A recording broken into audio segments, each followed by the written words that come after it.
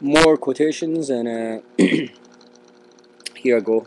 I'm not going to speak this time. I always fuck things up by speaking, so I'm just going to quote. T.S. Eliot, humankind cannot bear very much reality.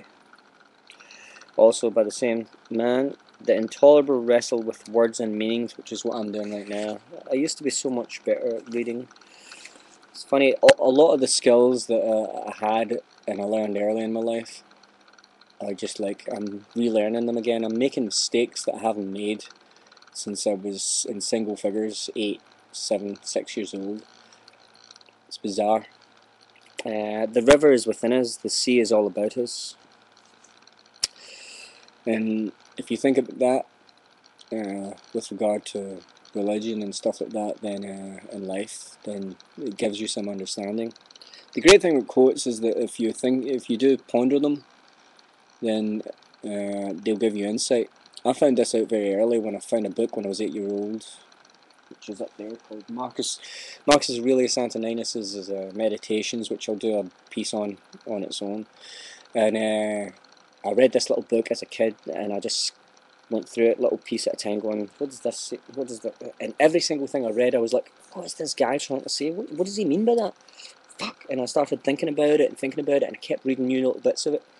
And I'd never even looked at the cover, and then I went, what the fuck is this book called anyway? And I looked at it, and it said Meditations, and it all became clear to me, and I was like, everything he's saying is something that you're supposed to think about and not quite understand at first. But it's kind of like a joke in that you hear it at first and you're like, oh yeah, yeah, oh yeah, now I get it, and then it kind of dawns on you. Best pieces of writing are always like that. Um, this is also Eliot. He said, "You are not the same people who left that station, or who will arrive at any terminus, while the narrowing rails slide together behind you." Life. This is the way the world ends, not with a bang, but with a whimper. Eliot's pretty damn cool, huh? When lovely woman stoops to folly and paces about her room, again alone she smooths her hair with automatic hand and puts a record on the gramophone. Anyway.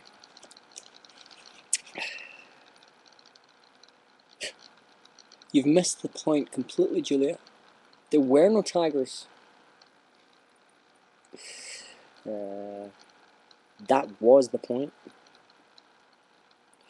As I was drinking gin and water, and me being the one-eyed Riley, it's not a very good one. Hell is, yeah, this is a good one. Hell is oneself. Hell is alone. The other figures in it, merely projections.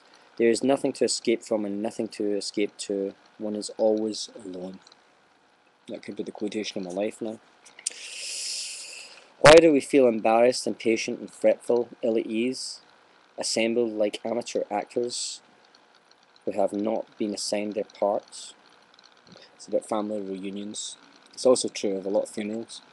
That brings me to another quote which I really like.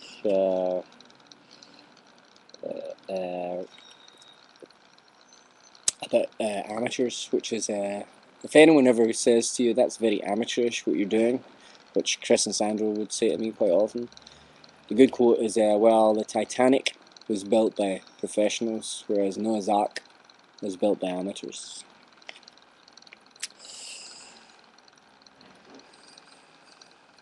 There is nothing to do about anything, and now it's nearly time for the news.